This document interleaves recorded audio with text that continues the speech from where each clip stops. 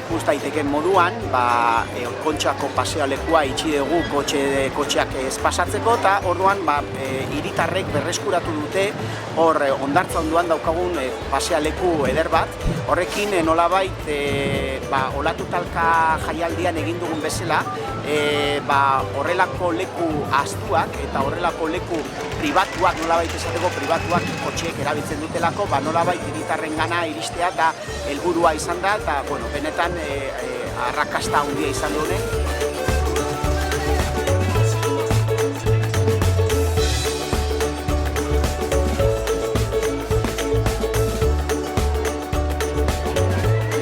Jendeak bazeukan gugua, egun batean kontxa nolabait kotxez gabeko kontxa bat ezagutzeko eta lurrean etzanda egoteko piknik batean bezala eta zoragarria izan da bai.